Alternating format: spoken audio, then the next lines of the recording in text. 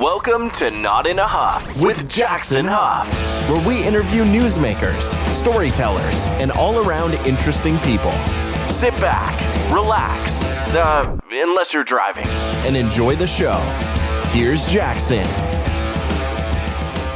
Hello. I am Jackson Huff. This is Not in a Huff. Thanks so much for joining me. As always, really appreciate it. This week I'm interviewing Leonie Beck.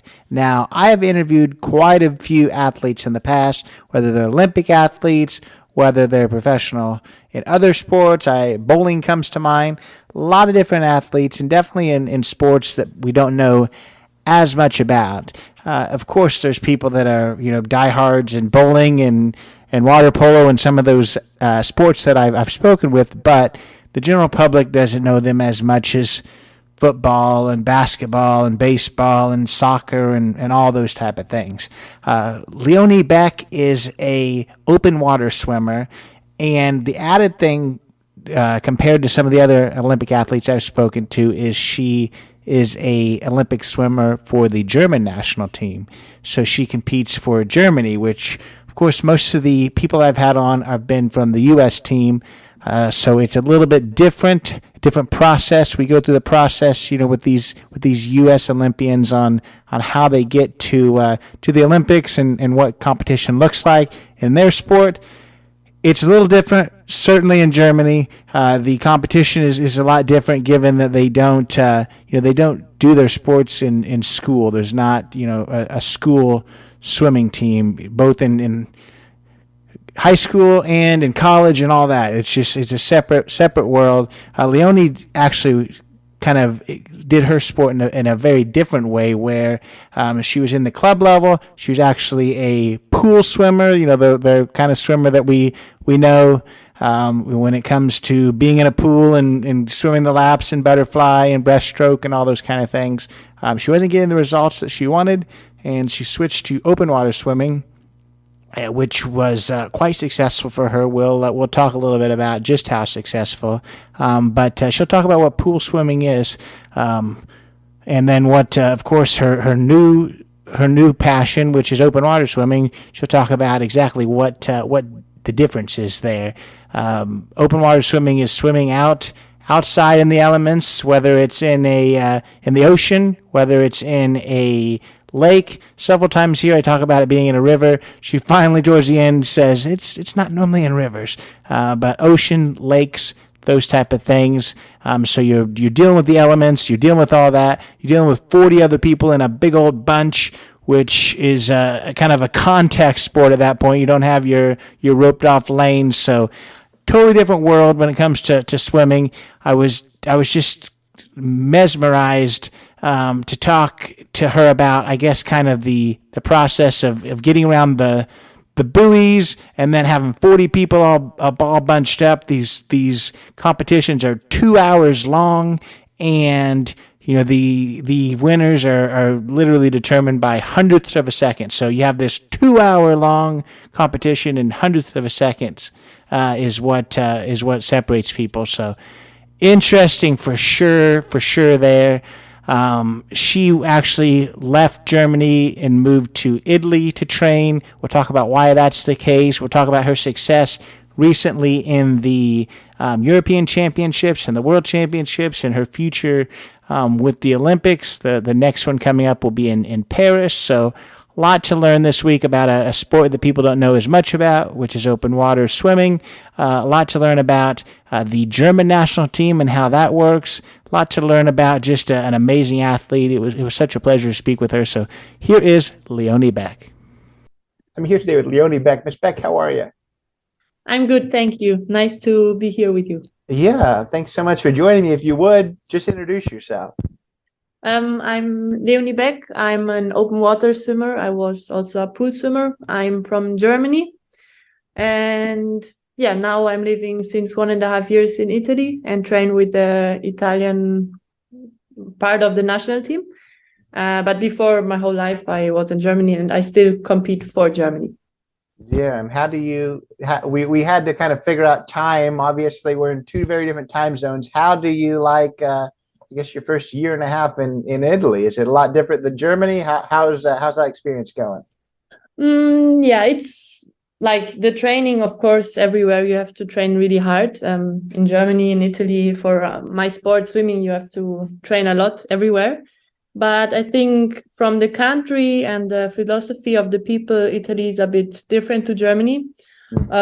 Maybe the people are more spontaneous, more emotional, more spontaneous also. So I think there's a bit difference in the way of thinking, and there's a reason why it's dolce vita, the nice life, and yeah. But I like both countries.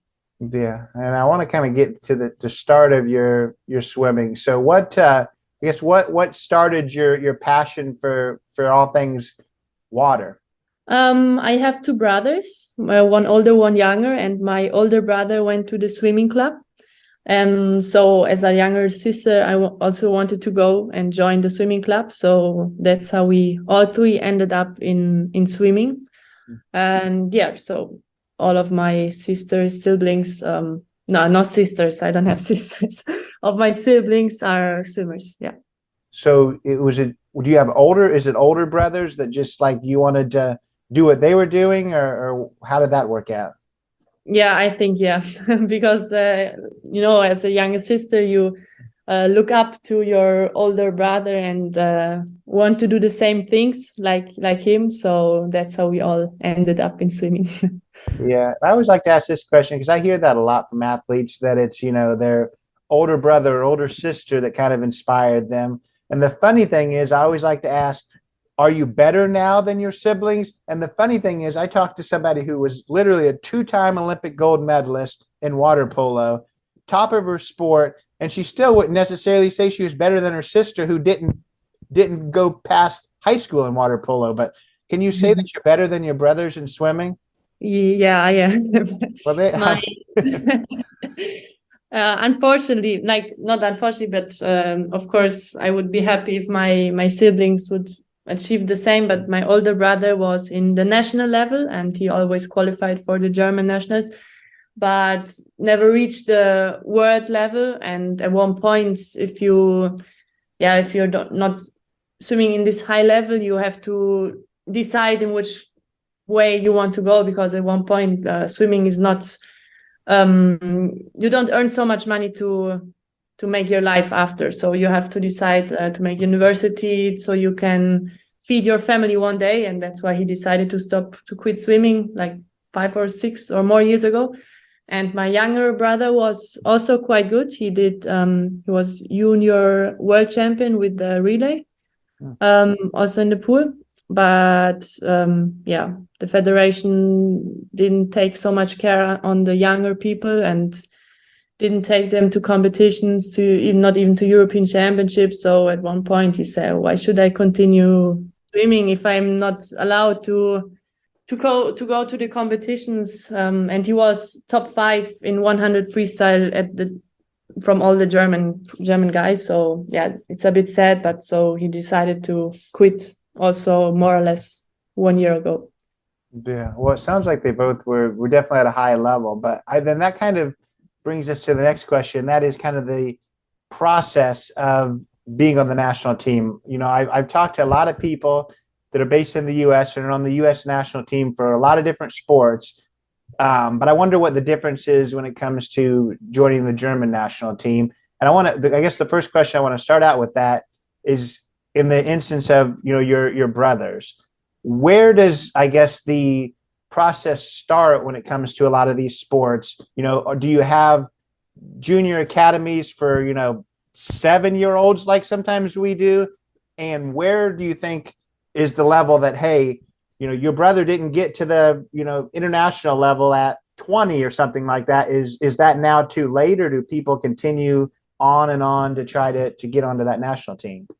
So we don't have, like you said, academies. We have, of course, clubs, and you can join a swimming club, and then you grow there and train more every year, and continue in this way.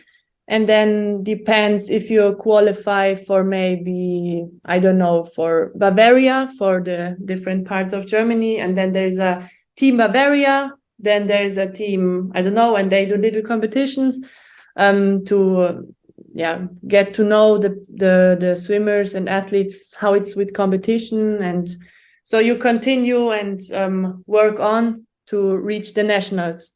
And then, of course, you can do competitions in parts of Germany with your club. And then you try to qualify for the German nationals. First junior, and then at one point, if you're old enough or good enough, for the adults nationals. And then you can qualify there for the World Championships or for international competitions. Yeah. And we have an adult national team and a youth junior national team. So the European Youth Championships or World Junior Championships, you're in the junior team.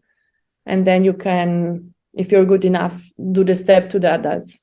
Is everything when it comes to swimming at the club level? Obviously here, even in school and high school and in college, people swim competitively. Is there any of that when it comes to, your education area that you're swimming, or is it all on the club side? You mean that there is in college already swimming more important than or how? Well, I mean here, so like for your high school, you're swimming for your local high school, and then you're swimming for your college. I don't think you necessarily have sports tied in with your school, correct? No, we don't. We have it's really rare schools who are sports schools. It's just in a few parts of Germany, like maybe there's 3 or 4 schools in whole Germany. But no one cares so much about the sport in Germany. So the most important is the school. And if you want to do the sport besides, you do the sport besides. But there's not so, it's different to America, totally different. Right. In Germany, there's only football, and that's it for a long list. And then maybe there's no, it's only football, and the rest you have to look how you get better, more or less. Yeah. Right. Well, for the American listener, which we're pretty much the only one that doesn't call it football, but we're talking about soccer here. And soccer. And I wonder too, I guess, given that it's not tied in with your school, because here, of course, when you're in high school, right after, classes end, people have practice. So it's kind of an easy way to tie in your education with your sports, for better or worse. I don't know whether it necessarily should be that way, but that's the way that it is a big focus. So how do you make sure that you're able to balance those two things? I'm sure, given that you compete at such a high level, you were already competing while you were finishing your education. So what's that look like? What's that balancing act look like, given that your school has nothing to do with your sports and they could care less about it? I was lucky because in my hometown they started to put a few classes for sport. So there was one school in my location where I live. They started to put from the 8th class, F degree, until you finish, that there is one from all the classes is sport. And there was rowing, basketball, swimming, soccer, and maybe now there's more. But they try to make the schedule around the competitions, around your training. And there was in the week 6 hours for your sport. So 3 times a week, there's 2 hours of the whole learning schedule where you can do your sport. So this was really lucky because you can talk with your teachers and say, hey, I can't come here. I have competition here. I have a training camp here. And I think if you're an open person and communicate with the teacher, you find a way, and they will understand and respect and try to help. But if you're in the school and are not interested in getting your degree, or don't even participate in the class, of course you will not they will not respect what you do, or I don't know. but I was a person, I tried to do my best in class, in school. I was not the best student for sure, because I didn't have the best degrees, but I tried at least to be focused in school also, even when I was tired of the training. Okay, but I tried to do my best also in school.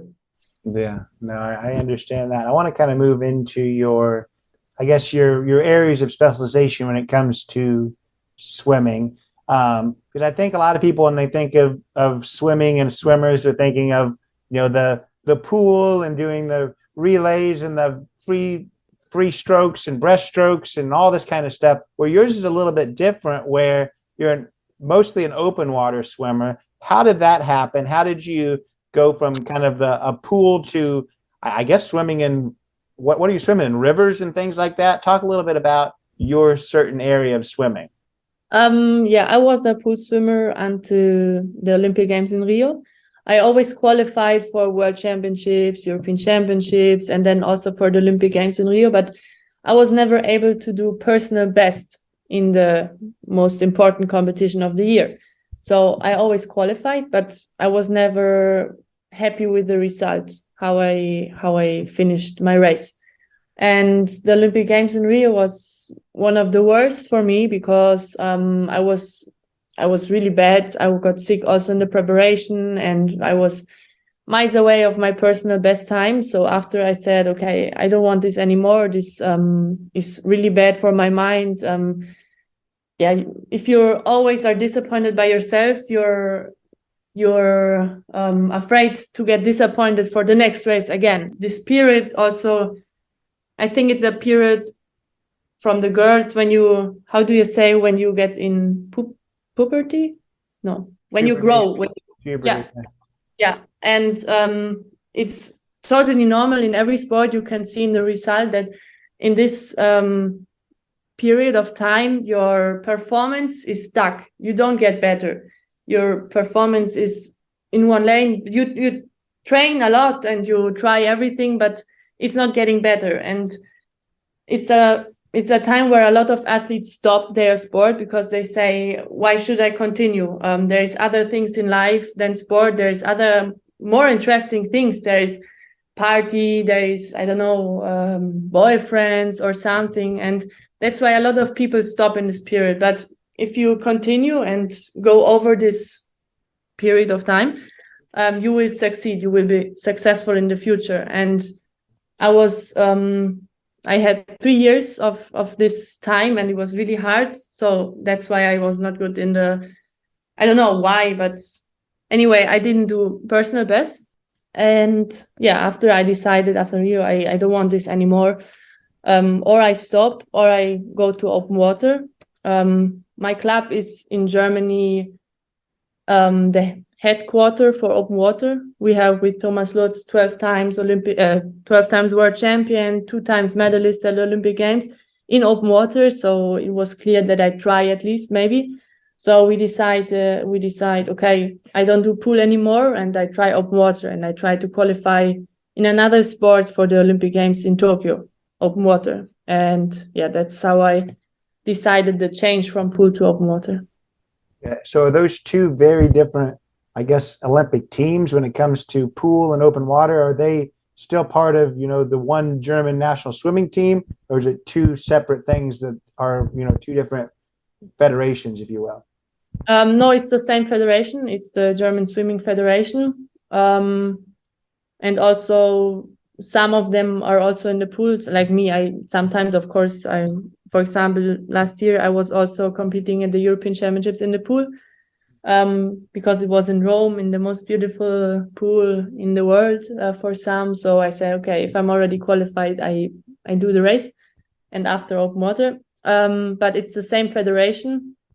What makes the two different? I feel like the one thing that would be different to navigate is a pool.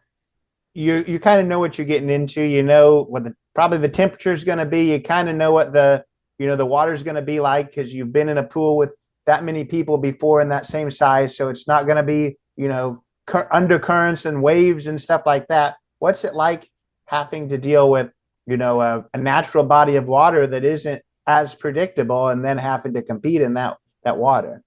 Yeah, this is really the difference of the sport. Like in the pool, like you say, you always know the water has 26 degrees. You will have your own lane. You will be in the heat, blah, blah, blah. And in open water, you don't know what to expect. There can be waves, there can be flat water, the water can be cold, it can be warm, there can be rain or sun, current, there can be even sharks or I don't know, snakes or something. And then also is a 2-hour race instead of 1500 or 800, 8 or 60-minute race.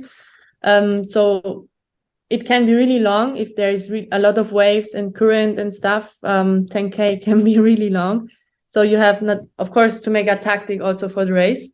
And then I think it's a contact sport, because if you imagine 40 athletes want to go around one buoy, it can be close and you can get an elbow in the face, or I don't know, someone hit you on the head or on the hips or kick you somewhere because they want their own way. I don't know. So it's a different sport, and there's a lot of things you cannot, how you say, if you're not able to control everything, right? Because a lot of surroundings that you're not able to control. So how did you, because you did go from a pool where you did have your own lane and no one was going to get in your lane, to now having to be in an area that's jumbled up and people are, throwing arms around and kicking and stuff like that to try to get to the same buoy like you're talking about. How did you adapt to that? Because I feel like those are two very different things, where you went from not being touched to potentially being scratched. Yeah, it was really hard in the beginning because open water is a sport of experience.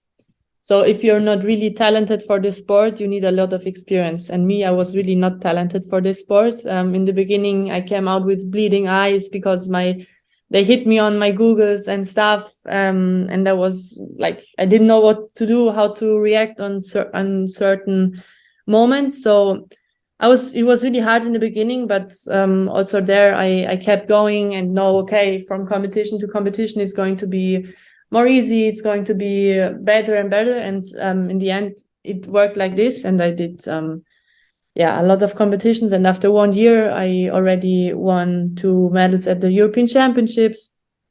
At one point, you know to understand how to behave in the feeding station, how to go around a buoy, how to react if someone wants to fight with you, and like this you get a feeling how to interact with all the different situations. Yeah, and I want to get back to the world, the European Championships here in a little bit, and your success in the past year. But I want to kind of go back to that first Olympics. You talked about how maybe you weren't super happy with it, but still a ginormous accomplishment to qualify for the Olympics and to compete there. So what was that like, that first experience in going to the Olympics and knowing that you're going to be representing your country? I was always a person or an athlete who was not thinking in the way like qualifying is everything. I was always the person who was only happy when I was happy with my result. When I was satisfied with how I performed. And if this was not the case, I was not happy. For example, a lot of people say it's nice there because you can party at the Olympic Games and stuff, but I was never interested in stuff like this.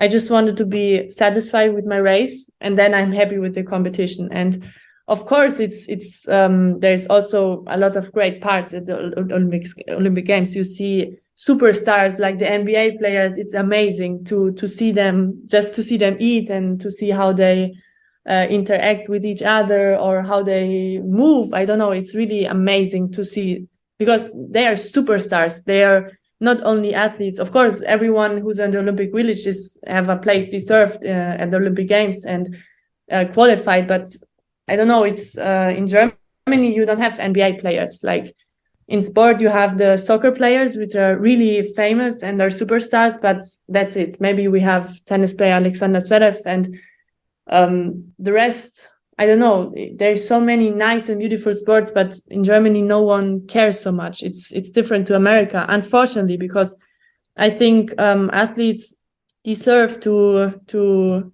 I don't know, not get celebrated, but deserve a bit attention to what they do and how many effort they put into what they do and stuff. So I think America is in this kind of way really, really far from Germany and above Germany. But yeah, of course, the Olympic Village is something incredible and crazy when you see for the first time. And so do you think that this is a Germany thing or a Leonie thing, that you said that you weren't, all that you really thought about was that you weren't really satisfied with your result, where, I've talked to a lot of Olympians before and that didn't do very well, that barely passed the first race, but then they talked all about how, the experience was amazing and just being able to represent the country was awesome.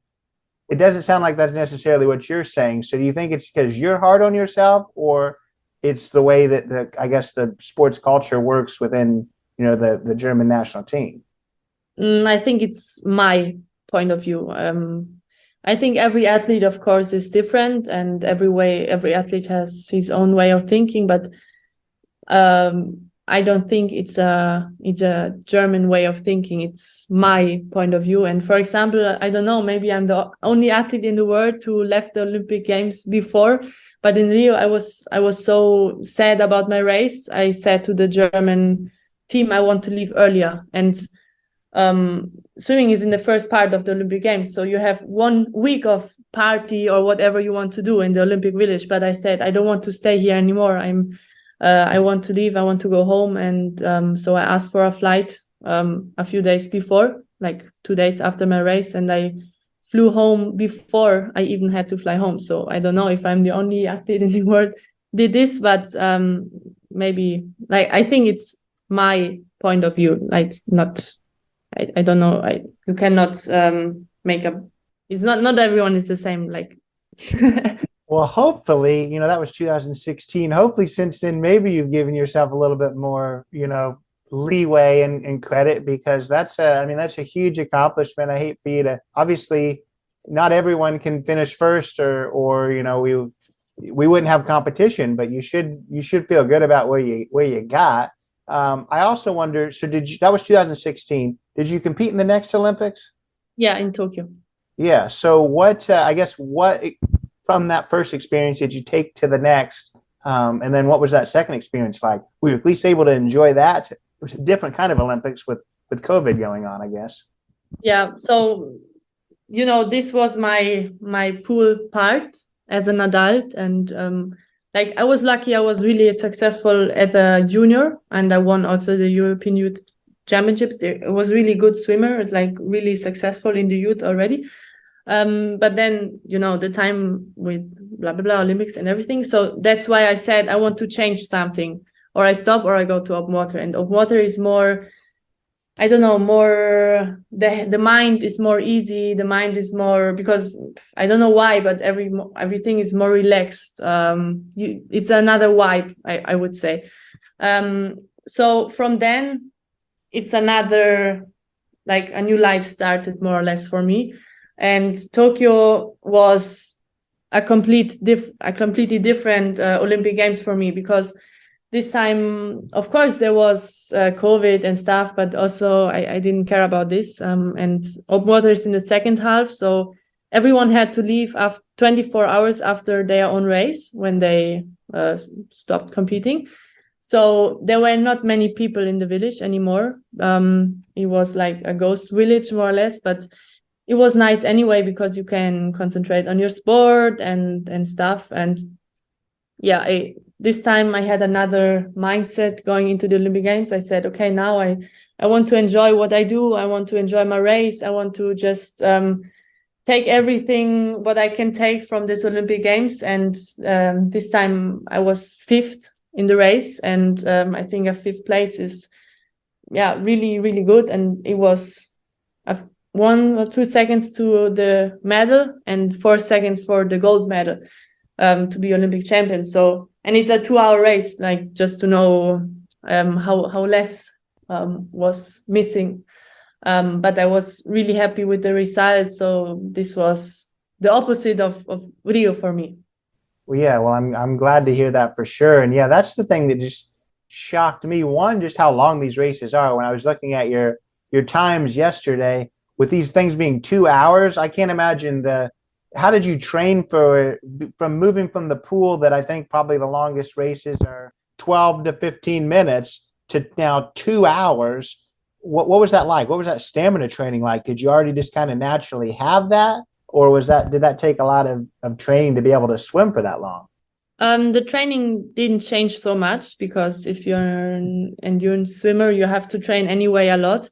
Maybe now you have to swim a bit more, but not even too much more. Maybe the intensity is a bit different. Maybe you have to do more long distance stuff. But in the end, I think it's more or less equal than I did before. But yeah, of course, our trainings is from 2 to 3 hours every day, 2 times. So we have to train a lot. We have to swim a lot, and yeah, it didn't change so much. So you have to put effort in the pool and in the open water and everywhere, in every sport. Yeah. Yeah. So I want to talk about, because we originally planned to talk back in mid 2022, and you said, hey, I'm about ready to go to the European Aquatics Championships. We're going to have to put this off. You did pretty well at this championship. So talk a little bit about that experience, because I think you got the results that you were hoping for there. In the World Championships, yeah? No? Right. Whichever one that you've won a gold medal, we're giving away the yeah. World Championships in Budapest. Yeah. We won the gold medal with the team, with the relay in open water, and then I also won the silver medal in the Olympic distance 10K, and it was incredible. Like, this was maybe the best result I've ever accomplished, because in open water there's just one distance, which is Olympic, and it's the 10K. At the World Championships we have 5K, 10K, 25K, and the relay, but only the 10K is Olympic. And to win a medal at the World Championships in Olympic distance is something really, really great. And I was really happy with the result. Yeah, it was amazing, because all the effort you put every day, every week, the whole year, it's a lot of pain, it's a lot of suffering. And if you accomplish a silver medal, or it was also like all 3, the medals we touched really close. So of course you have to have a bit luck also, but in the end I got second, and it was really good. Yeah, and in this moment you forget all the pain you had the last year and the last years, and it's something incredible to achieve. So I think also at the same day there was the 10K of the boys, and my teammates got silver and gold also in the 10K. So this was incredible, because I love my team, I love my teammates. We are going all through this together, and of course everyone is individual and have to swim for his own. But if you win medals in the same distance at the same day with your teammates, it's something crazy. It's something so nice, and no one can take it off you anymore. No, that's amazing. And you talk about how these are 10K races. You said you're going around buoys. So is this like kind of a loop track, or are you going completely 10 kilometers down a river, or are you turning around somewhere? No, it's a loop track. Like, maybe sometimes there's 4 buoys or 8 buoys or something, and it's a square or a triangle or something. And then depending, sometimes the course is 2K, sometimes 2.5, and Olympic is most of the times 1.666, so it's 7 laps. But normally maybe it's 4 laps or 5 laps, and then it's a loop track. Yeah. Well, there's something. What did you win a gold medal at? Is that the European Championships? Yeah, the European Championships. Yeah. Where was that? I think that's the one we were about ready to talk before that, or maybe I'm confused with the ones you've done a lot of things. You've won a lot of medals. The European Championships was in front of my door here in Rome. It was really nice because I'm a German and I'm training in an Italian team, competing for Germany. So it's something really special. And I won the gold medal in Italy. And the people went crazy. They were so happy and were celebrating me. And this was one of the most craziest feelings ever. It was so, so nice. And I felt so grateful because like the second girl was Italian, but they were also happy for me. They were not like boo or I don't know, but they loved me and they celebrated. It was so nice. And it's so nice to see that there is a country because like they really love sport in Italy. And in Germany, unfortunately, I don't know if they would have celebrated the same way, but we were really looking forward for the European Championships in Rome because the Italian peoples are sport people and they love sport and they love to celebrate. So I felt really special when I won this gold medal and everyone was cheering for me and I was so happy. Yeah, maybe that's the answer. But what made you decide to move to Italy and start training with the Italian team? Was it because of the sports culture there, or was there other reasons? So it's a bit longer story because before the Olympics, they canceled all the World Cups and I needed competition because I was only 3 years in this sport and then 1 year without competition because of COVID. So I needed competition. So I was asking for the nationals in France and Italy, and I thought about Spain because the level is really high at the nationals there. And France said they cannot because of COVID and the rules, blah, blah, blah.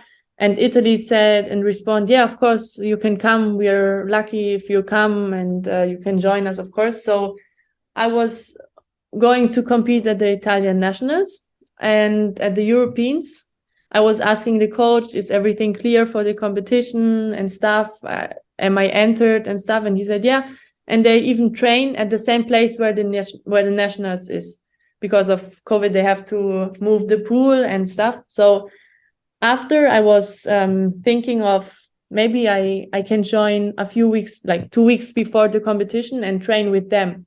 And it was the first time I went out of another training plan. But I thought maybe they train in the sea also. So it's nice to have a few sea sessions also before the Olympics. And I joined them for 2 weeks. It was a completely new training for me. And the group was really nice. It was like my home city, like my home club.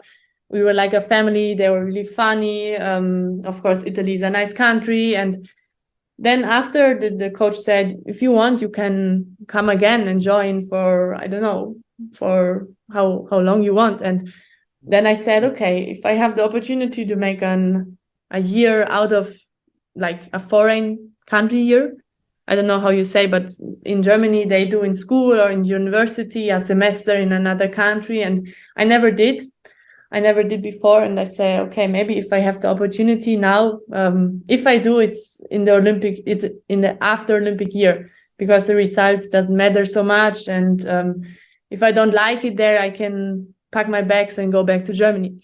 But of course, I liked it so much. And then I decided after 1 year, okay, this was a really successful year for me. So I stay until Paris. And but it was a big step because it's going out of your comfort zone, out of your loved people, out of the family, out of your city in a country you don't know the language. I didn't know one word Italian.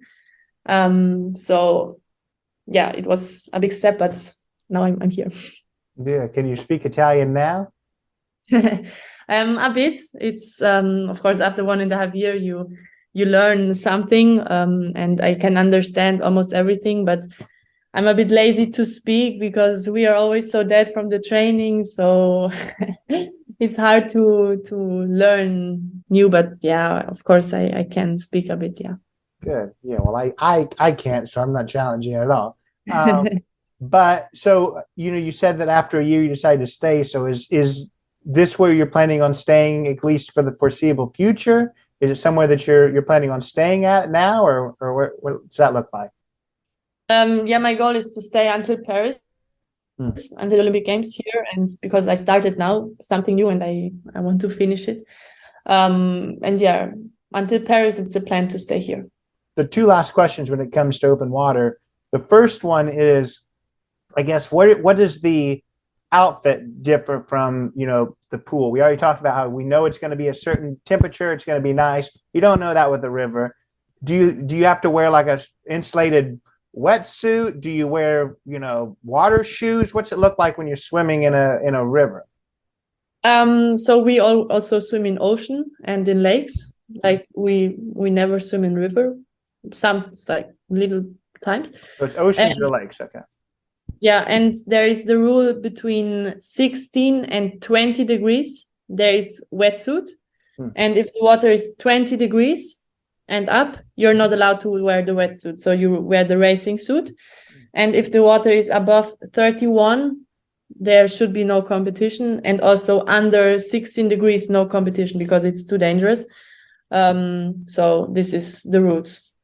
Last question when it comes to open water, and that is, we already talked about how these races are 2 hours, but when you won that gold medal at the European Championships or pretty much any of these races, the difference is just a few seconds. When it comes to a 2-hour race and then it comes down to a few seconds, what does that look like? Is it just a constant battle for 2 hours between people? Do people kind of just hang back a little bit and then at the very end it's just a sprint to win, or what's the finishes look like in these type of races?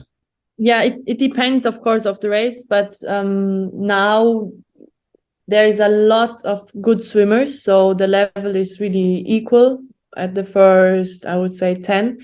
So during the race, there is no big gap between the swimmers. So most of the times, maybe in the end, after 7 or 8K, someone is pushing and then the row gets bigger. So a few swimmers lose the first pack. But most of the times the finish is really, really close. And then the swimmer wins who has the most energy in the sprint in the end. And for example, in Gwangju at the World Championships 2019, it was the qualification for Tokyo. So the top 10 in the race are qualified for the Olympic Games. So you can imagine what your goal is in this competition, to be top 10. Because if you're not top 10 and someone else from your country is top 10, you're out of the Olympic Games. So it was the main goal to be top 10. And between the first and the 12th place, it was 1.5 seconds. We were like, the first was single, and then there was 2 rows on the touch, like 4 people next to each other, and the second row were 5 people next to each other, and the touch on the board were like this, like everyone touched at the same time. And that's why there's photo finish also, because it can happen that like there's rows coming inside and touch the board all in the same second. And most of the time the finish is really close. And then it's because the level is so close, and the world level is, everyone is equal good. So there's a lot of good swimmers. Yeah, that's amazing. That's really awesome. And I want to ask you now, we've kind of talked about your story where it came from pool swimming, where maybe you weren't having the success you want. So then you moved into open water, and, that's going extremely well. So what advice do you have to young swimmers that want to be the next Leonie Beck? I would motivate them and say, keep going, because it's something incredible to be an athlete. I think you gain so much for life. You gain friendship that lasts for a lifetime. You gain so much, different point of views in life. You gain energy from things maybe other people will never see. And if you achieve your goals, like, I don't know if I can explain well, but if you achieve your goal and you swim personal best, or you touch first, or you get a medal at the highest competition, is something incredible. And all the pain and the suffering you forget in this moment. And I think it's something really special to be an athlete, to be an international good athlete, and it's worth it to do the journey and to put all the effort inside. And if you are really continuous and work hard for it, you will get something back for sure. And also there is up and downs in sport. It's normal. You cannot always succeed. There is also failure, and it's completely normal. It's part of the sport. You cannot be always the best. So yeah, also there is positive and negative things. If you are good at the competition, like if you won the world championships, the next world championships, no one cares if you're world championships. The race starts from zero. Everyone has the same chance. This is also positive for the people who are not so good at the last world championships or at the last competition, because the next race you have the new chance. You have new chance to be better, to be the best. So you can always show, you have always to show again where you are, who you are, and how's your performance, and you always have a new chance in every competition. No, I think that's awesome advice. Is this in season now? Or are you on the off season? Have you been in a pool today? Yeah, of course. Yeah. I'm in a pool every day twice. We have off season in August. Like we have 2 or 3 weeks off after the Olympics or World Championships, which are in the summer, in July and August. But except this 2 or 3 weeks, we have always training the whole year, every day, except Sunday. There's no competition, but yeah, we don't have so much free time. Yeah. Well, I wanted, and doesn't sound like you have a lot of free time, but I want to, in wrapping up, kind of personify you. We've already talked a lot about how your sport, and you've committed, a good chunk of your life to this sport. What do you do outside of the pool, or outside of the open water? What kind of things interest you outside of the sport? I did my university next to swimming. I have my master degree in media communication. I finished 1.5 years ago. It was important for me to do something next to swimming, to do something for the head, to have a degree for the life after swimming, because in Germany you cannot live with your swimming career after your career. So you have to have something to show to a company to start to work. And yeah, took me a lot of, like, first school, then the first degree, then the second degree, and that's what I did next to swimming, and it was important for me. Yeah. So what does the future hold for you? I assume that you're working your way to the next Olympics. We already talked about that. Talk a little bit about that process of moving to the next Olympics, and then what the future you hope holds for you once you're out of the sport. Yeah, my goal is, of course, Paris, the next Olympic Games. And after, I don't know, I will see how the result is, how I feel after. I don't have like plans now for, I don't know, at this point I will stop. I don't have like this. I want to see after and let the thing comes to me. And yeah, at one point, if I stop my career, I think it's a thing where a lot of athletes are a bit afraid of, because you have to start a completely new life. Everything what was positive of the sport will not be there anymore. And of course, you don't have to suffer in the training anymore and stuff, but you don't. I'm top 3 in the world, or even top 10 in the world in my sport, and I will in nothing in the world be top 10 anymore in the world. Like if I stop swimming, like I have to think about that I'm like average in everything.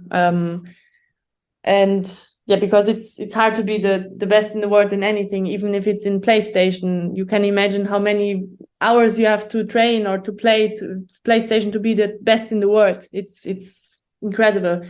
And so I want to have a plan for my future, so I don't want to fall in the depression after I stop, because it's really hard to switch this point. And I think we athletes kind of live in a bubble, because everything is fixed out of your training, how you prepare the best, how you swim the best, and everything is fixed around. And if you don't have this anymore, you're wake up and like, okay, and now, so you don't have a plan anymore. And so of course I want to work or have something for sure But yeah, I'm starting to make thoughts about my future and have an idea of what I want to do after. Yeah. Yeah, and I think the way that I would look at it, and the way that I think that when I've talked to a lot of other people that maybe are moving into the next stage of their career, and that's outside of sports, is you've spent your whole life doing something that takes so much effort and so much training and so much teamwork that the next step should be pretty successful, because if you put even half the amount of effort into a regular role, then you're going to succeed no problem. So it doesn't take that much work for most other things. So I think that you've already got that work ethic that's going to make you successful. Okay. Yeah. Yeah, of course. Yeah. Well, that's a good distance away. We're going to see you at this next Olympics.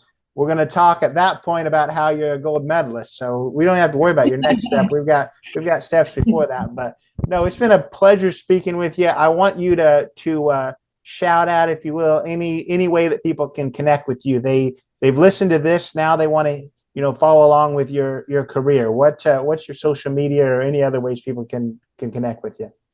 Of course, you can write me. I have Instagram. There's also an email address, so just write me. And I'm also happy about feedback. If you like the episode or something, and if you have questions, of course, I'm there. And on my Instagram, I think it's the easiest way to reach out for me. Very good. Well, it's been a pleasure. I really appreciate your time. Thank you. Thank you very much. So that was Leonie Beck. Really enjoyed speaking with her. Of course, we recorded this a few months ago. That's the case of most of these podcasts. Takes a little while to come out. I just, before recording this outro, looked at her Instagram. Tons of things happening in these last few months. She's got gold medals galore hanging on her neck. So she's only done more amazing things since our conversation. So if you want to follow along and just see all this gold, do go check out her Instagram as she spoke about. The link will be in the show notes. Go check out her website. Lots of great ways to follow along. She is preparing for the next Olympics, so we can follow along there.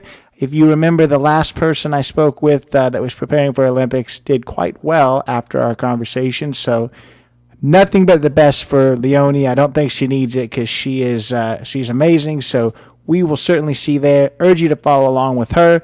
If this is your first time listening to this podcast, love for you to follow along to the podcast as well on Instagram, Not Enough Podcast, on Facebook, Not Enough with Jackson Huff. Give us a follow or subscribe on Apple and on Spotify. Leave that 5-star review while you're there. And while you're on Apple, leave a written review, even more amazing. But I really appreciate that. I appreciate you coming back next week. Another amazing guest to come. Over 100 episodes in the past with some really great people too. So thanks for being here. Thanks, Leonie, for being here. We'll see you next week. Take it away, Chris. This has been Not in a Huff with Jackson Huff. Thank you for listening. Be sure to join us next time, where we will interview another amazing guest who is sure to make you laugh or make you think. Or, hey, maybe even both. But until then, keep being awesome.